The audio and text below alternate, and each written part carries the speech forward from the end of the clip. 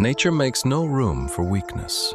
Every single breath drawn in the wild is a calculated expense borrowed directly from death. Welcome to the ultimate arena of evolution, where a ruthless chain of power governs every living being. Here, the boundary between the hunter and the hunted is rewritten with every sunrise. But supreme weapons demand a brutal price. No weapon is absolute, and no victory is permanent. This is the structural reality of the chain of fear. In this space, physical supremacy is not a permanent gift. It is a high-interest loan. Evolution operates on a strict, unyielding currency of biological trade-offs. To possess unmatched explosive speed, an animal must sacrifice its thermal endurance. To carry a lethal biochemical venom, another must forfeit its physical agility and size.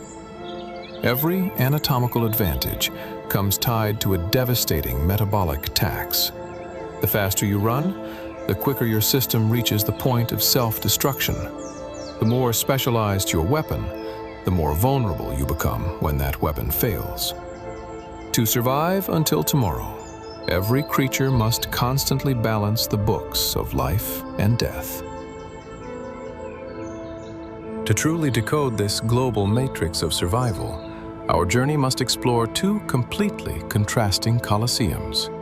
First, the East African Serengeti, 30,000 square miles of sun-bleached grassland where there are no walls, no caves, and no shadows to shelter behind. In this open theater, life is a public display of raw kinetic force, a relentless test of velocity and physical mass. Then, we shift our lens 9,000 miles away to the North American Sonoran Desert. 100,000 square miles of sand, stone, and extreme biological paradox.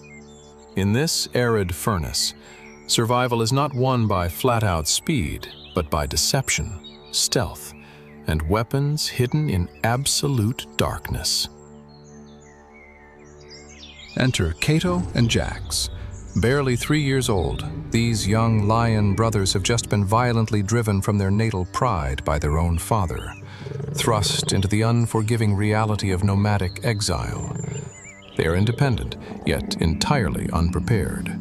Statistically, their odds of surviving their first year alone are a staggering 1 in 10. Starving, uncoordinated, and desperate, they stand at the absolute bottom of their new reality. They are about to face the ultimate test of the arena. Cato and Jax will quickly learn that raw muscle and sharp teeth are completely meaningless without understanding the hidden laws of the landscape. Their journey begins not with an easy kill, but with a brutal lesson in absolute physical mass, where the rules of tactical steel are written by the unyielding titans of the plains. The dry season transforms the East African Mara into a kiln of survival. A landscape stripped of nuance, where only absolute physical presence can claim territory. Through the suffocating haze of a localized dust storm, the undisputed rulers of the plains arrive. They do not navigate the landscape. They alter its very topography with every step. Leading this march is Echo, a 50-year-old matriarch whose memory maps every hidden water aquifer across thousands of square miles of unforgiving terrain. In this theater of brute force, her family moves not as a mere collection of individuals, but as a single, mobile fortress of historical intelligence and unyielding mass.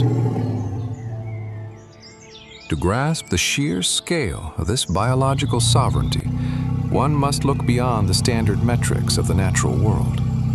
Echo commands 13,000 pounds of solid mammalian bone and muscle, a mass equivalent to 3 mid-sized family SUVs stacked directly on top of each other.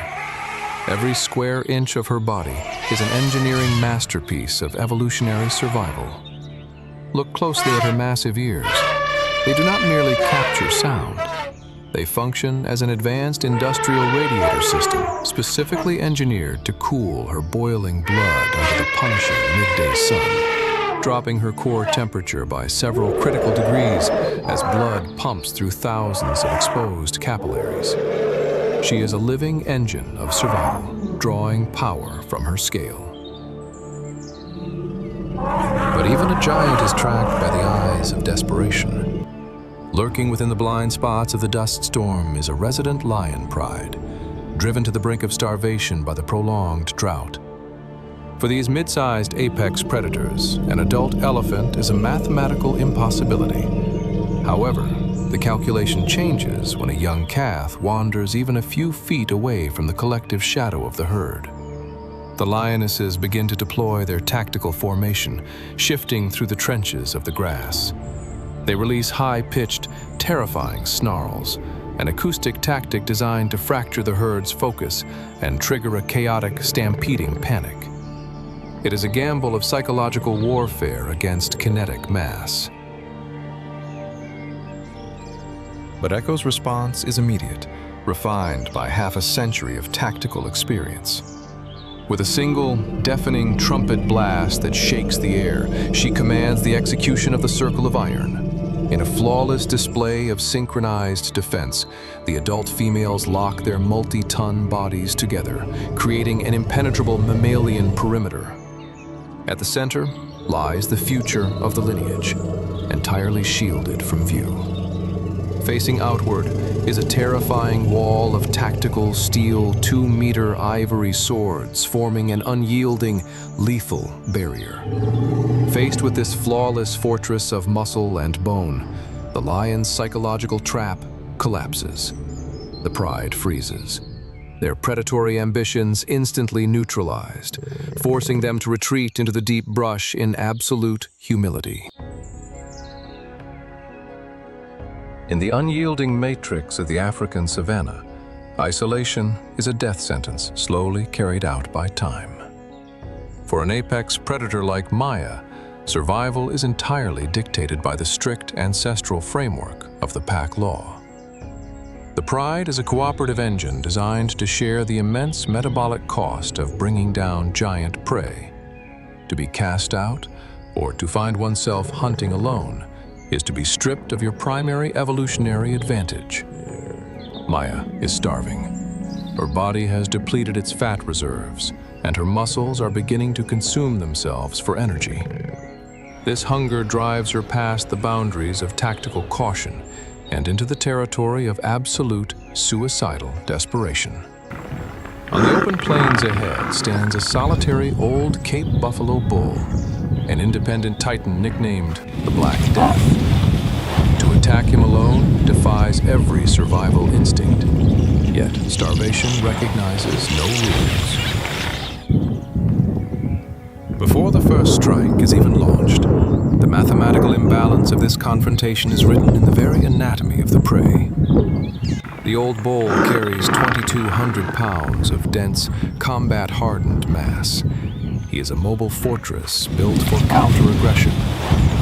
Look closely at his primary defensive architecture, the horn base, known anatomically as the boss. This is a solid shield of fused keratin, engineered to be significantly harder than reinforced industrial concrete.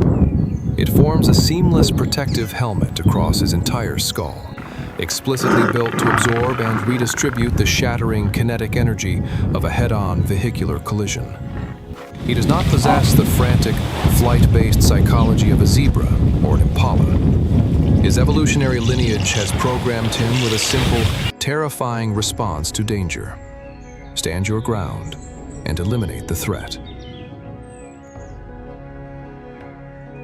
The ambush is triggered.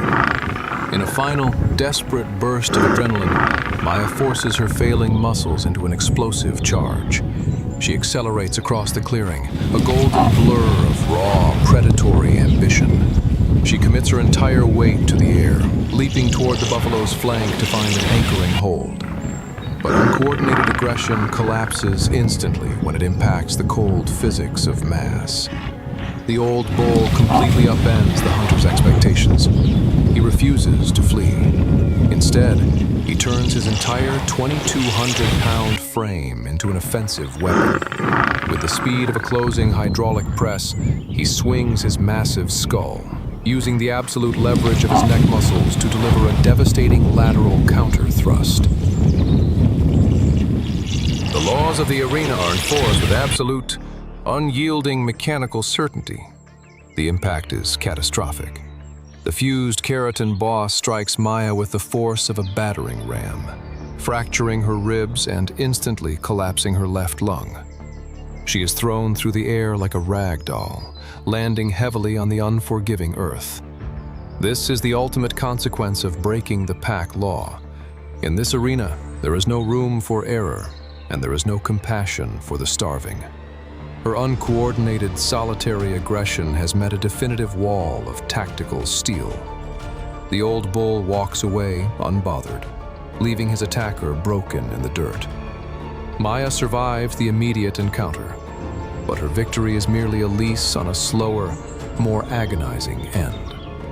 She crawls back into the shadows on 3 legs, a vivid testament to a harsh truth on the savannah. If you dare to challenge a giant alone, your first mistake will be your last.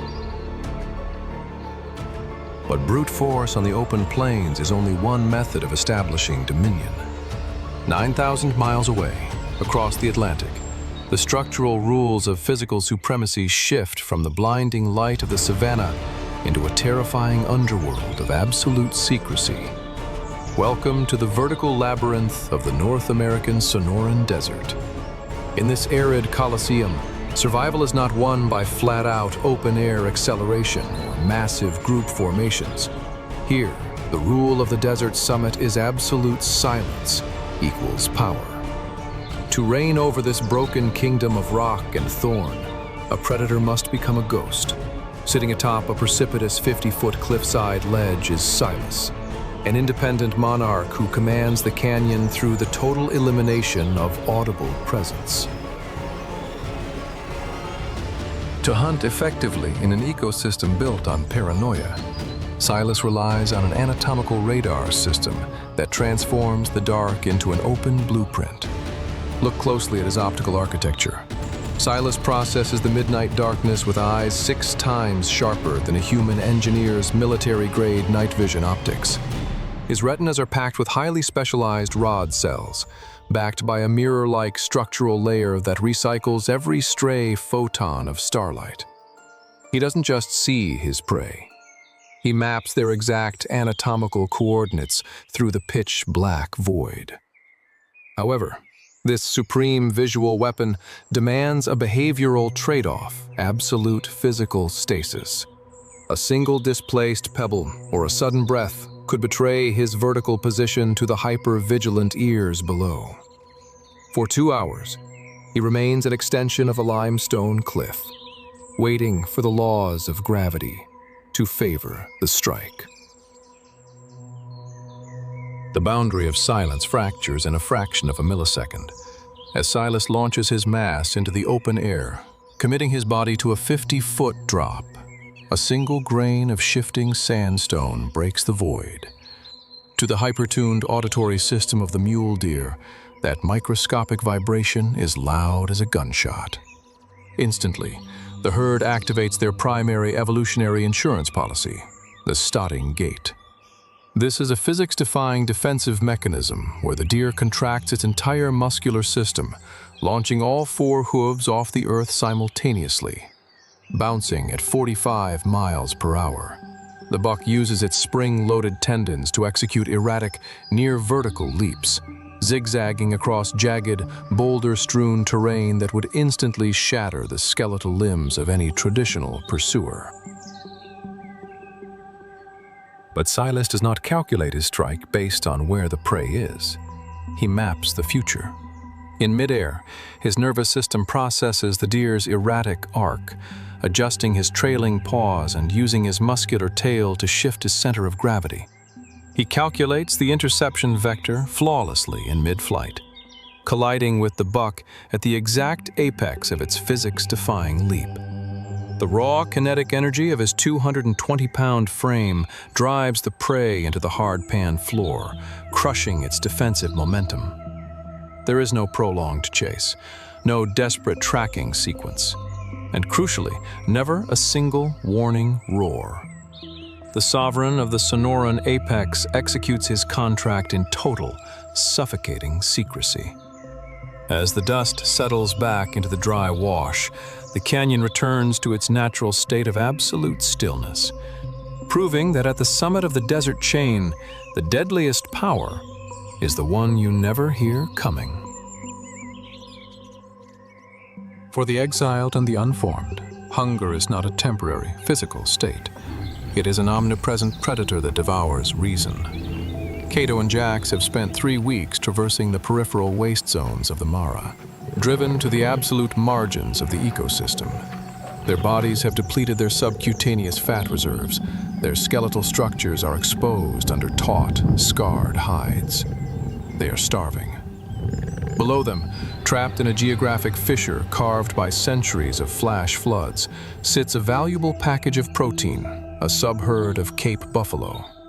But for 2 young, 350-pound nomads, a frontal assault on these 2,200-pound titans is not a hunt. It is an instantaneous ticket to a shallow grave. To survive, they must completely abandon the traditional arrogance of the alpha predator and lean into the cold mechanics of spatial manipulation. When your physical mass is outmatched 5 to 1, your only viable currency is spatial intelligence.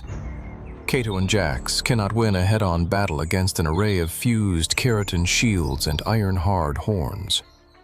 Instead of attempting a direct kinetic collision, they must deploy tactical geometry. They analyze the landscape not as an open field, but as a structural blueprint of bottlenecks, friction coefficients, and blind spots. The ravine is a natural trap. Its walls are steep, lined with highly unstable, loose shale that offers zero structural traction for heavy mammalian hooves. If they can force the buffalo herd to move backward into the narrowest jaws of this geological bottleneck, the sheer weight of the prey will become their greatest operational hazard. The brothers divide their forces, trading raw muscle for calculated orientation.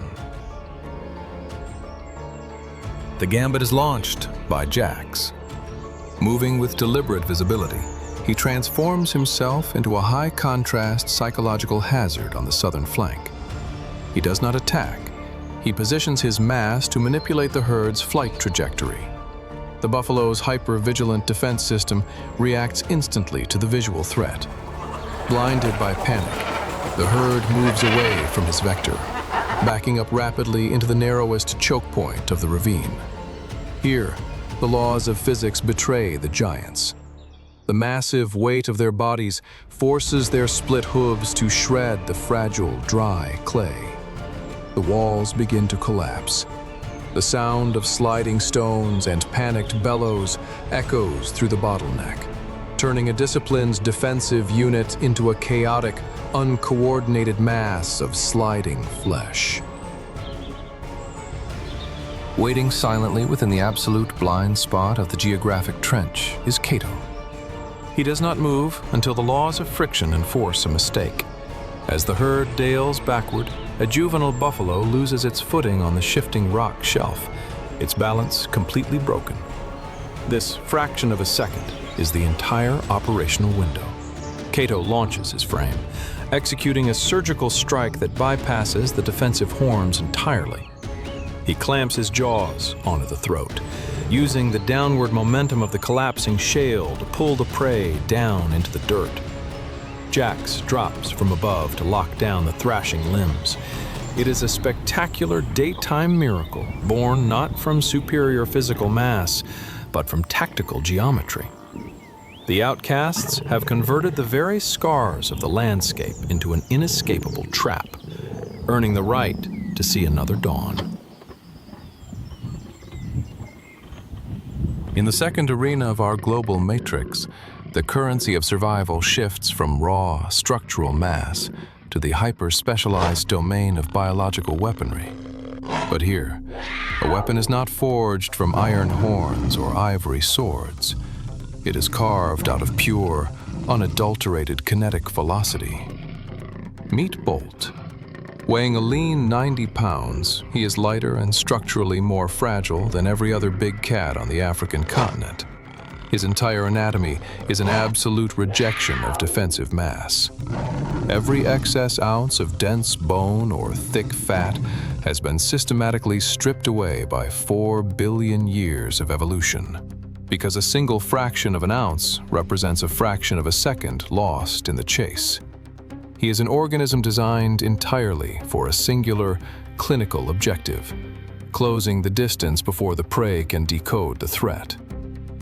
When Bolt enters the acceleration phase, he ceases to function as a typical mammalian predator and transforms into an organic dragster.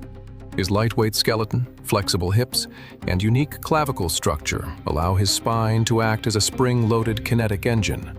With every stride, his back muscles store and release elastic energy, rocketing his body from a dead standstill to 60 miles per hour in 3 seconds flat, accelerating significantly faster than a multi-million-dollar modern supercar. Look at the mechanical details of his running gear. His blunt claws never retract, functioning permanently as sprinting spikes to maintain absolute traction against the earth. His oversized heart, enlarged liver, and massive nasal passages pump oxygen directly into his cardiovascular matrix at an industrial rate. Every detail of his body serves a single word: faster. But velocity is meaningless when it encounters chaos by design. The target of this mechanical sprint is an animal engineered explicitly to break a predator's guidance system. As Bolt closes the distance, the impala herd activates its primary countermeasure, parabolic chaos. They launch their sleek bodies into a synchronized display of athletic deflection, slicing through the hot air in massive 33-foot leaps. When 50 targets take flight simultaneously, crossing vectors in midair, a predator's neural locking mechanism faces immediate data saturation.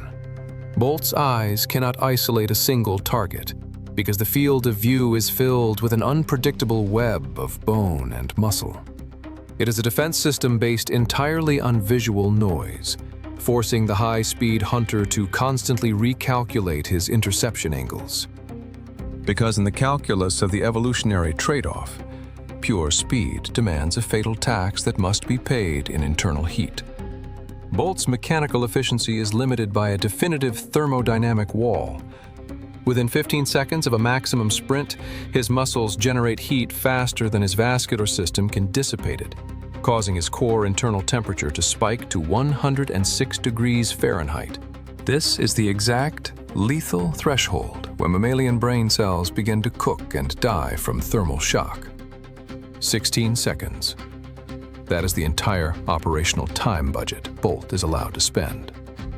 If the prey is still running when the internal clock hits 0, his biological computer shuts down the engine to prevent total organ failure.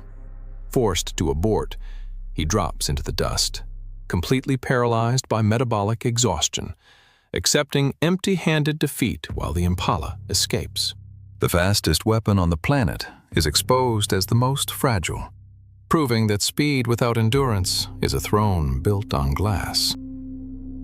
As the lens of our global matrix shifts from the open savannas of Africa into the deep, blazing trenches of the North American Sonoran Desert, the rules of predatory warfare undergo a radical chemical transformation. On this stage, when an animal completely forfeits the biological currency of flat-out speed and physical size, its defense mechanism must become absolute.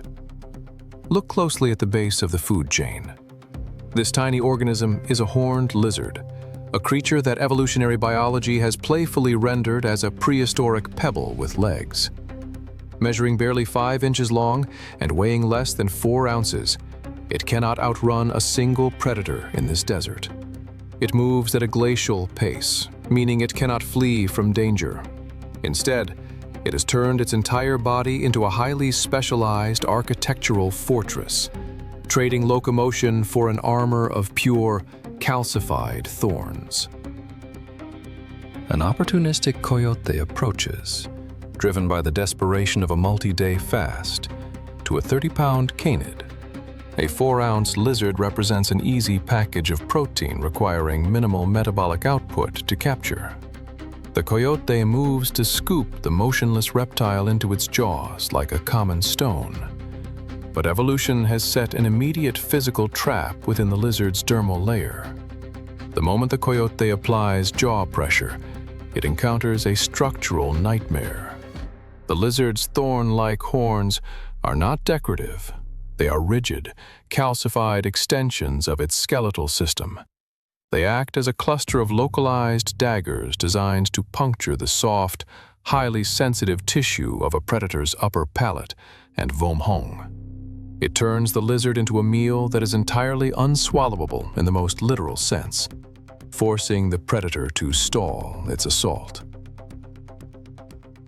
But the spiky armor is merely the first line of defensive engineering. When completely cornered, the horned lizard activates a biological weapon that defies the standard laws of vertebrate anatomy. It initiates a controlled process called autohemorrhage. By contracting specialized sphincter muscles around the jugular veins in its neck, the lizard restricts blood flow away from its head. This restriction causes cranial blood pressure to skyrocket to unprecedented levels, forcing blood to pool inside its ocular sinuses.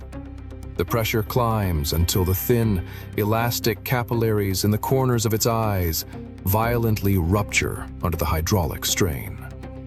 Operating like a living chemical pressure washer, the lizard blasts a high-velocity stream of foul, concentrated blood directly into the coyote's open mouth from up to 5 feet away.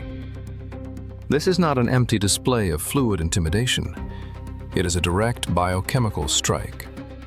The lizard's blood is saturated with highly toxic, intensely bitter chemical compounds derived entirely from its hyper-specialized diet of venomous harvester ants. To a canine predator, this chemical cocktail triggers an immediate systemic revulsion response, causing the coyote's nervous system to experience intense nausea and oral burning. The coyote hacks and gags, desperately trying to scrub the bitter poison from its tongue with sand, completely abandoning any predatory interest. The lizard's rapid clotting ocular seals ensure it suffers no permanent damage from this self-inflicted rupture. Is this the most brilliant chemical defense on Earth? Or the most terrifyingly desperate? Tell us what you think in the comments below. The sorcerer of the sand melts back into the desert shadows, leaving a defeated predator to ponder the lethal math of the Sonoran chain. Evolution often operates through profound structural contradictions, building organisms that reject the primary defining traits of their taxonomic class to exploit a completely vacant ecological niche. Look closely at Racer. He is a bird equipped with fully functional wings, a complex feather architecture, and a lightweight, hollow skeletal system. Yet he lives his entire life as a dedicated gladiator of the dirt, absolutely refusing to take flight unless facing an immediate, terminal crisis. Weighing barely 19 ounces, he has traded the expensive energy mechanics of sustained aerial hunting for an elite ground-based locomotive design, sprinting across the blistering hard pan at an incredible 26 miles per hour. Look down at his unique footprint matrix. He possesses 2 toes forward and 2 toes back, a zygodactyl cross pattern that makes his tracking direction completely unreadable to predators. He leaves an ambiguous blueprint in the sand, an evolutionary riddle that leaves both tracking hunters and scientific observers entirely unable to determine whether he was arriving or departing. The arena shrinks to a single tan-da as Racer enters the strike zone of the desert's most iconic biochemical assassin. The western diamondback rattlesnake does not recognize the bird as a traditional threat. It identifies it as an intrusive hazard to be immediately neutralized with a single dose of highly destructive hemotoxic venom. The snake packs its muscle mass into a tight, spring-loaded defensive coil, raising its heat-sensing facial pits to lock onto Racer's core body temperature. Its tail activates the iconic warning system, a high-frequency metallic buzzing produced by hollow, interlocking segments of dead keratin slamming together 50 times per second. It is the literal acoustic signature of death. Racer responds, not with panic, but with deliberate provocation. He opens his massive beak, releasing a sharp, rhythmic clack-clack to break the snake's auditory focus, while flaring his wings outward to create a false visual target, preparing to bait the executioner. Now, the calculus of the arena enters a war of pure attrition. A high-stakes duel where technique fights an asymmetric war against raw biochemical venom. The rattlesnake strike is one of the fastest mechanical movements in the entire vertebrate kingdom, taking less than a quarter of a second from launch to venom delivery. It moves at a velocity that leaves the human eye entirely unable to process the trajectory. But Racer's internal neurological processing operates on a completely different temporal scale. His avian optic nerves transmit signals to his brain at a hyper-accelerated rate, allowing him to perceive the incoming strike in virtual slow motion. He uses his flared chest feathers as a sacrificial barrier, baiting the snake to target a false perimeter. For 10 straight minutes, Racer forces the viper to execute maximum effort strikes. Because the snake is an ectothermic reptile, its white muscle fibers possess no advanced aerobic recovery engine. With every missed strike, its cells accumulate paralyzing levels of lactic acid, draining its energy until its weapon system faces total metabolic exhaustion. The critical threshold of metabolic collapse is reached. The snake's strike slows by a fatal fraction of a millisecond, leaving its head completely exposed in the dirt. Racer shifts instantaneously from passive defense to total, clinical execution, bypassing the body entirely. His beak drives down like a mechanical clamp, pinning the post-orbital skull cavity to immobilize the venom glands. He does not wrestle. He utilizes the absolute leverage of his cervical vertebrae. Lifting the heavy thrashing reptile into the air, he executes a violent series of lateral arcs, slamming the snake's skull against the jagged limestone, until the bone architecture completely shatters. Technique has systematically dismantled venom. The deadly biochemical weapon of the Sonoran is reduced to a harmless line of protein. As Racer calmly prepares to consume his prize on the quiet hardpan, he confirms an unyielding law of the chain of fear in the ultimate accounting of evolution. A lethal weapon is completely worthless if you lack the stamina to ensure it hits the mark. When the currency of survival can no longer purchase flat-out speed or defensive mass, the architecture of the arena forces a profound shift in strategy. Welcome to the third tier of our global matrix, the psychological theater of war. On this stage, the ultimate weapon is not an organic dagger or a biochemical cocktail. It is the calculated projection of cognitive distortion. The lens drops beneath the crust of the Sonoran Desert, inside a narrow labyrinth originally excavated by a desert tortoise, now stolen and repurposed by a small, unorthodox avian hunter, the burrowing owl. Outside, the structural reality of the food chain arrives in the form of an American badger, a relentless, multi-pound engine of pure muscle and claw, designed specifically to excavate and consume subterranean prey. The line between shelter and a shallow grave is about to be decided entirely by a war of the mind. Before the defensive strategy can be deployed, the sheer physical imbalance of this subterranean confrontation must be fully decoded. Look at the anatomical metrics of this hidden target. Weighing a mere 6 ounces, this tiny bird possesses less than half the physical mass of a standard can of consumer soda. Evolution has left it completely bankrupt of traditional defensive hardware. It commands 0 systemic venom, 0 calcified armor, and absolutely 0 structural capability to withstand a single kinetic strike from the badger's crushing jaws. It is a highly specialized terrestrial bird, that has abandoned the safety of the open sky to hunt insects and mice on the ground. Trapped at the absolute terminus of a dead-end earthen tunnel, its flight capabilities are completely neutralized by the geography of the chamber.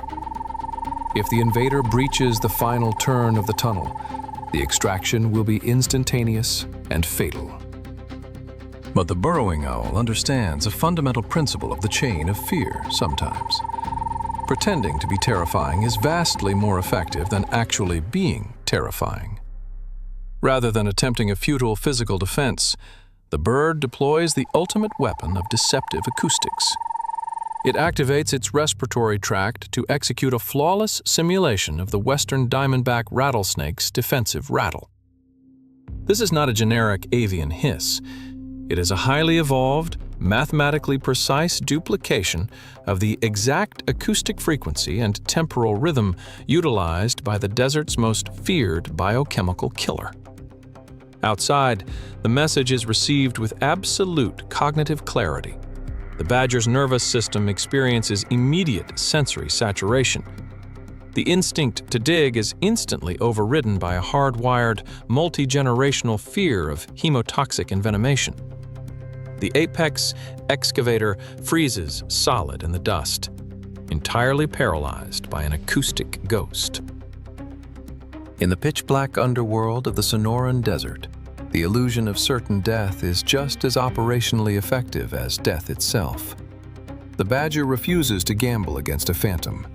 It calculates the risk-reward ratio and chooses to retreat, completely dismantled by a 6-ounce avian actor that muanzanya tutan to enforce its boundaries.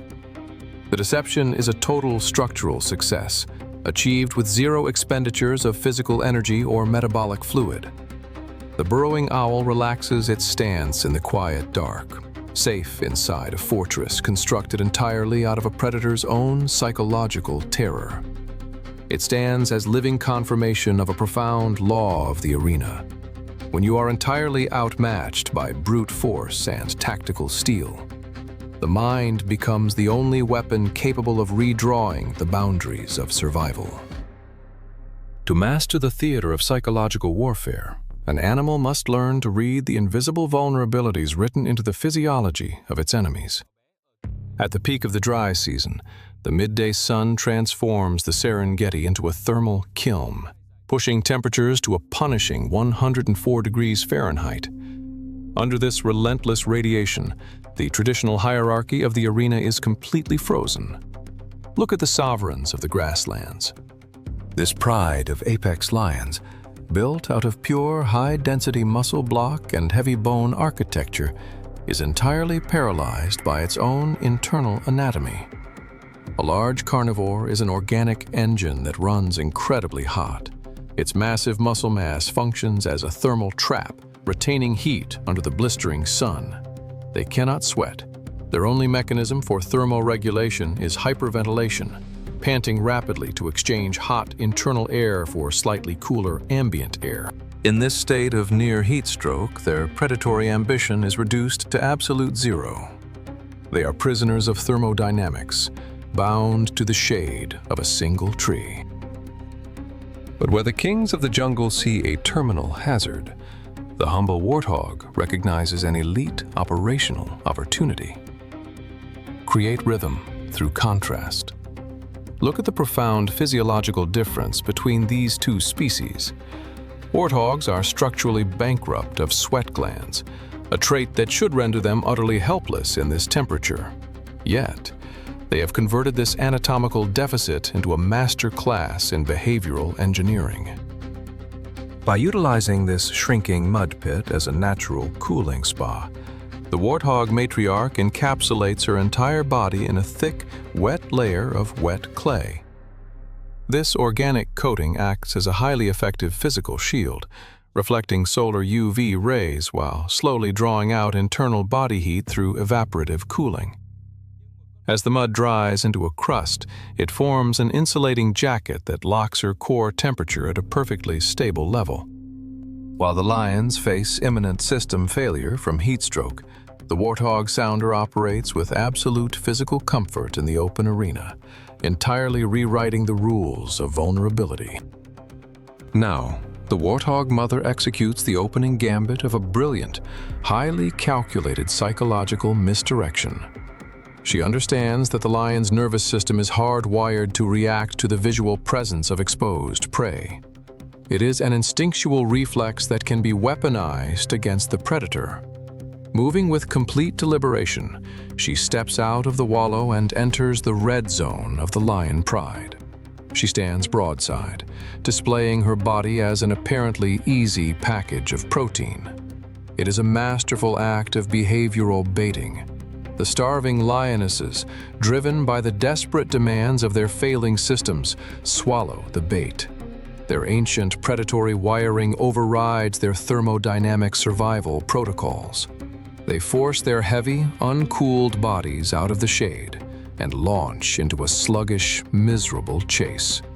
Every stride across the 104-degree hardpan drains their remaining metabolic fuel, forcing their internal organs closer to the brink of critical thermal failure. The trap closes with mechanical precision. The Warthog mother has not been running in a panic. She has been leading the predators along a highly specific geometric vector toward her primary strategic asset. She has mapped this landscape down to the millimeter, operating with full cognitive awareness of a pre-mapped network of underground escape tunnels originally carved by aardvarks. As the lionesses spend the final reserves of their kinetic energy, the Warthog executes a flawless subterranean slip, ducking cleanly into the dark, reinforced tunnel shaft. The lead lioness arrives a millisecond too late, her strike hitting nothing but empty air. Her momentum breaks, and she collapses into the boiling dirt, her lungs burning, her eyes blinded by the very topsoil she kicked up. The kings of the jungle are left looking completely foolish in the dust, entirely defeated by a superior cognitive strategy. The Warthog family rests safely below ground, proving that in the psychological theater of the wild, a complete understanding of your enemy's physical limitations is the ultimate weapon of survival. In the sophisticated theater of psychological warfare, the ultimate test of predatory execution lies in the complete elimination of physical data. For the young outcasts Cato and Jax, this moment is a brilliant exhibition of refined spatial intelligence. They have abandoned the open grasslands entirely, utilizing a deep erosion trench as an invisible tactical conveyor belt to bypass the hypervigilant senses of a grazing impala herd. Moving perfectly against the prevailing wind currents, their scent signature is pushed backward, entirely away from the nostrils of their target. The deep clay walls of the trench break their visual outline, rendering their massive 500-pound frames completely invisible to the plains below. Every step is a calculated movement in structural stealth. They are executing a textbook ambush based on the geometric blind angles of the landscape, closing the distance to the critical strike zone without displacing a single molecule of warning data. But the architecture of the Serengeti does not allow for localized secrets. As the hunters close the trap, their flawless spatial camouflage encounters an unblinking biological wall. Standing over 16 feet tall with eyeballs the size of golf balls, the old male giraffe functions as a living air traffic control tower for the entire ecosystem. His massive physical scale grants him a permanent, high-altitude panoramic view that completely flattens the vertical blind spots of the terrain. From his elevated vantage point, the deep erosion trench is not a hiding place. It is an open, high-contrast display of predatory intent. His eyes possess an ultra-dense array of visual photoreceptors, allowing him to track movement across a 3-mile horizon. He tracks the slow, rhythmic crawl of Cato and Jax with clinical precision. He is the ultimate neutral observer of the arena, an organic lookout whose structural design completely breaks the predatory geometry of the lions. The giraffe does not engage in physical confrontation, nor does he break his stance to flee. Instead, he activates a long-range wireless defense network that operates entirely beyond the sensory thresholds of the human ear. The giant becomes an active acoustic emitter. By executing deep, involuntary muscle contractions across his massive lung and vocal fold architecture, he pumps out infrasonic waves, deep, ultra-low frequency chest vibrations that travel with incredible speed through the heavy air and the solid ground. This is an acoustic shield operating below 20 Hz, a frequency level that bypasses traditional auditory systems entirely. It is a seismic broadcast, a high-power security alert transmitted across the subterranean floor of the grasslands. The giraffe warns the collective arena without ever making a single sound audible to the predators tracking him, utilizing long-range wireless technology to alter the psychological state of the valley. The transmission is received with instantaneous clarity. 300 yards away, the impala herd captures the seismic data through highly sensitive mechanoreceptors located in their hooves and lower limbs. They don't need to see the lions, and they don't need to smell the threat. Their nervous system decodes the infrasonic vibration as an immediate directive to flee. The herd erupts into a spectacular display of evasive maneuvers, vanishing into a protective shield of dust before the hunters can even initiate their terminal sprint. Kato and Jax's brilliant spatial ambush is completely dismantled from afar, neutralized by an invisible network of long-range acoustic warning technology. The young brothers emerge from the trench into the empty heat, thin, exhausted, and utterly defeated. They have met the silent radar of the savannah, learning a brutal lesson in the architecture of the chain of fear in this colosseum. The most lethal communication is the one that leaves no trace in the air.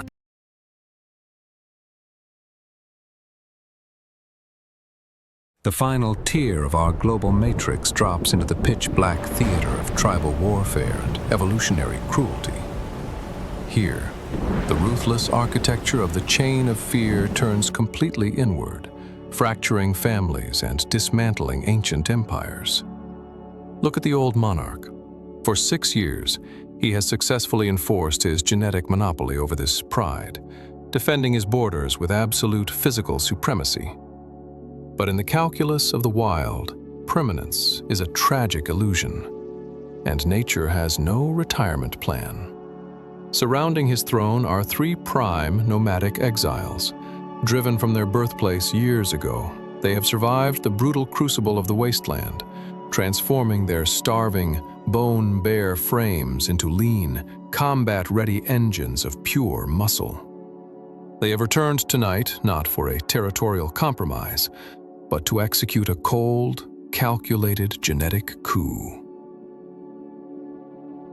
The confrontation erupts with absolute kinetic violence. This is a Shakespearean tragedy written in blood and mud. The old king fights with the ancestral muscle memory of 100 victories, throwing his massive frame into the defensive arc to protect his lineage. But he is fighting an impossible mathematical equation. The nomadic vanguard operates with perfect, uncoordinated pack mechanics, dividing his defensive focus and attacking his blind spots. Every claw strike shears through his weathered hide. Every bite drains his remaining life force. This is the raw, unedited reality of biological succession, an uncompromising mechanism designed by evolution to ensure that only the most resilient genetic material commands the future of the species. The turning point of the empire is decided not by broken bones, but by systemic collapse. Under the intense physical strain of a multi-vectored assault, the old king's respiratory system fails. His massive body, unable to dump heat in the humid storm, rapidly overheats, paralyzing his muscles with lactic acid and forcing a critical metabolic shutdown. His reign is definitively broken. Bleeding, exhausted, and stripped of his crown, the old monarch is driven out into the dark wilderness to face a slow, solitary end. A fresh dynasty is established through absolute kinetic violence. In this arena, the crown is never worn in peace, and the cycle of power remains eternal. The tribal machinery of the savannah is built entirely on numerical leverage. A pack of 40 spotted hyenas operates not as independent scavengers, but as a highly coordinated matriarchal army designed to overwhelm through sheer psychological pressure. Leading this assault is Roxy, the alpha matriarch whose total authority over the clan is enforced by pure anatomical supremacy. Look closely at the mechanical engineering of her skull. Roxy's jaw pressures register at 1,000 pounds per square inch, a crushing force more than strong enough to reduce a 2-inch thick solid mammalian leg bone into dust within seconds. Her clan uses this terrifying dental architecture and their absolute numbers to wage a war of attrition, projecting a deafening wall of manic vocalizations to mentally shatter the resolve of the apex hunters. They close the perimeter, confident that their tribal advantage can strip the queens of their prize. But the complex calculus of tribal numbers dissolves instantly when it encounters the sovereign king of the arena. Exploding from the midnight shadows at maximum velocity is a 500-pound engine of pure kinetic retribution. He does not run to scavenge, he runs to execute. Bypassing the disputed meat entirely, his vision isolates the alpha matriarch. The manic, mocking laughter of 40 hyenas is instantly choked out of the air by a single, terrifying blast of acoustic dominance. It is a seismic roar that shifts the physical reality of the battlefield in a fraction of a millisecond. The pack tactics of the matriarchy are completely short-circuited by the sheer speed and terrifying trajectory of an absolute monarch who recognizes no tribal authority but his own. The tribal advantage disappears under the weight of an unyielding ancestral design. The male lion uses his massive skeletal weight and immense muscle density to completely override the defensive perimeter of the pack. Clamping his jaws over her neck, he delivers a definitive, crushing bite that cleaves directly through Roxy's spine. The alpha matriarch is neutralized in less than a second, her reign ended by a single movement of kinetic law. With their leader executed, the remaining 39 clan members break into an uncoordinated panic, their collective courage vanishing into the brush. Standing alone over the blood-slicked clay, the king reestablishes the absolute authority of the throne, proving that while numbers can tilt the balance of the lower tiers, true sovereignty is enforced by a single, unyielding clamp of the jaw. While the battles over territorial supremacy stretch across the open plains, the darkest manifestation of evolutionary cruelty occurs far below the surface, hidden in the absolute darkness of the subterranean underworld. The lens drops inside the narrow, claustrophobic mud tunnel of a hyena den, a breeding chamber completely stripped of light and oxygen. Here, a terrifying truth fractures our traditional understanding of maternal sanctuary. Look at these two newborn spotted hyena pups, barely an hour out of the womb. They are not resting, and they are not nursing. They are locked in a silent, lethal wrestling match, fighting for their lives before their coats can even dry. This is not playful roughhousing. It is a clinical execution inside the dark clay. To understand this terrifying nursery crime, one must examine the highly unusual biological anomalies written into the hyena's reproductive system. Unlike other mammalian carnivores like lions or leopards, which are born entirely blind, hairless, and helpless, spotted hyena pups are born as pre-programmed assassins. They enter the world with their eyes wide open, their neurological pathways fully active, and crucially, possessing a fully erupted set of razor-sharp incisors and needle-like fangs. They are born ready to kill. Evolution has bypassed the typical period of infant vulnerability, equipping these tiny predators with lethal combat gear from the exact second they break through the amniotic sac, transforming the womb's exit directly into an active kill zone. The logic behind this infant violence is governed by a cruel calculation of energy allocation. Spotted hyena milk has the highest fat and protein density of any terrestrial carnivore, but it is a limited resource. Evolutionary programming forces same-sex twins to launch an immediate war of extermination against each other within hours of birth. By committing siblicide, the dominant pup eliminates its only genetic competitor, ensuring it receives 100% of its mother's milk. This brutal survival tactic doubles its growth rate, cementing its absolute dominance over the clan hierarchy before it ever looks at the sun. As the weaker twin goes limp in the dirt, the nursery returns to silence, proving that in the chain of fear, the war for supremacy begins at the very first breath.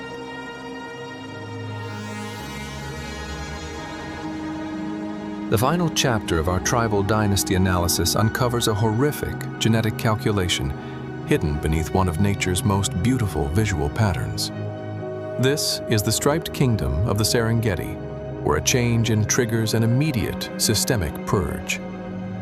Meet Zach, a dominant stallion who has just fought and won control of this entire harem through a violent crucible of biting and kicking against the previous leader. But his conquest is not complete merely by driving his rival away. His biological programming dictates an immediate operational directive. He must systematically eliminate any offspring fathered by his predecessor. The newborn foal, sleeping in the dust, is identified not as a member of his collective, but as an immediate genetic obstacle that must be erased from the arena. A brutal, highly tragic confrontation erupts between the raw, selfish drive of evolutionary biology and the pure, fierce instinct of maternal defense. Zach uses his superior physical mass to launch a series of lethal downward strikes, aiming to crush the foal's skull beneath his weight. But he encounters a wall of absolute maternal resistance. The zebra mare entirely upends the traditional rules of hierarchy. She places her own life on the line to shield her vulnerable young. She weaponizes her jaws, biting deep into his muscular neck, and utilizes the absolute leverage of her hindquarters to deliver a powerful dual hoof kick.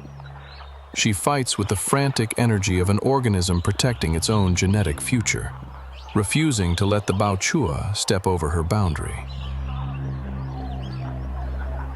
This brutal behavior is driven by a precise hormonal mechanism.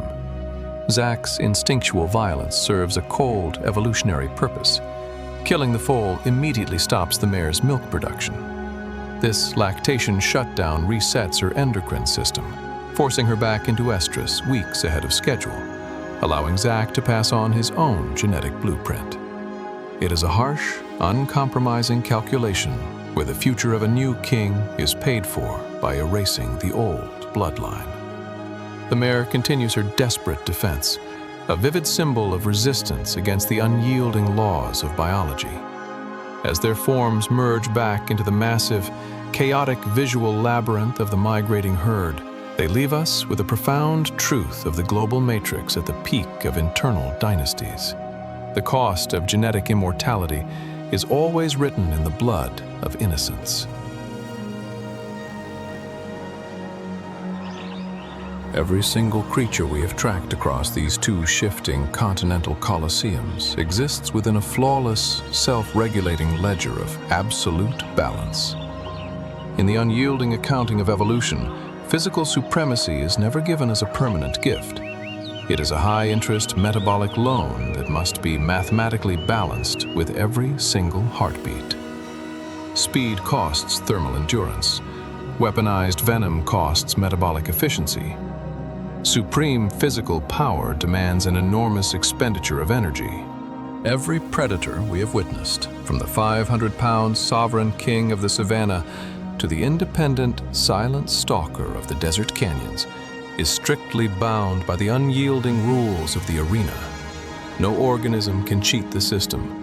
No lineage can overdraw from the biological bank of natural selection without paying the immediate penalty of extinction. It is a beautiful, merciless harmony, built over millions of years, where the scale of fear remains perfectly balanced between the hunter and the hunted. Except for one. A new apex predator has stepped onto the global stage, an organism that entirely rejects the ancestral rules of biological trade-offs. This predator possesses no physical fangs, no systemic venom, and no crushing claws. Yet it wields the terrifying technological capability to completely destroy the balance of the arena itself. Humanity has rewritten the architecture of the world without considering the ledger of the wild. Urbanization devours the ancient lanes walked by wildlife lineages for thousands of millennia, carving their sacred migration corridors into static parking lots, commercial malls, and concrete grids. The mule deer's generational maps are abruptly severed by steel chain-link fences and high-speed asphalt. The Gila monster's defensive warning colors are ignored, turned into cheap commercial merchandise for the exotic pet trade. The wettest desert on Earth grows drier as the new apex draws down the water tables, pushing entire ecosystems off the razor's edge into a state of total, uncoordinated fragmentation. But the epic story of the chain of fear does not have to conclude in absolute desolation. The wild possesses an incredible capacity for resilience, provided we possess the structural intelligence to change our position in the arena. Look at the Angolan giraffe.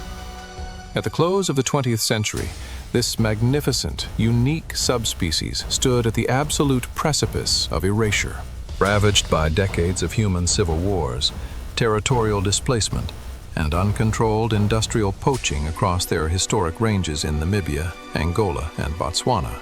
Their footprints were actively fading into the dust of extinction. Only a few thousand scattered individuals remained on the entire planet, a population size too small to guarantee genetic sovereignty.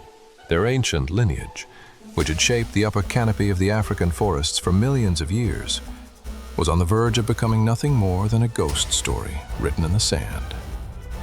Yet, precisely at the hour of terminal collapse, a line was drawn in the sand.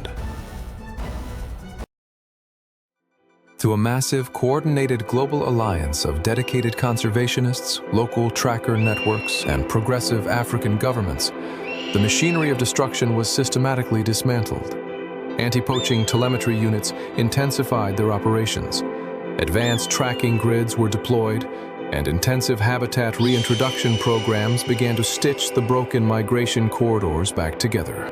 Today, the validated scientific data from 2024 to this year, 2026, confirms an absolute biological miracle. The wild Angolan giraffe population has successfully rebounded to over 20,200 independent individuals moving freely across the African wilderness. Their towering silhouettes rise once more against the morning sun, a living testament to what is possible when humanity chooses to act as a protector rather than a consumer. Protecting this world is not about saving animals from the harsh natural laws of selection. It is about saving nature from our total lack of laws. The epic cycle of survival, from the smallest prey to the one who sits on the throne, will continue to play out across the ages, provided we have the ultimate wisdom to step back, dismantle our fences, and let the silence of the summit remain forever unbroken.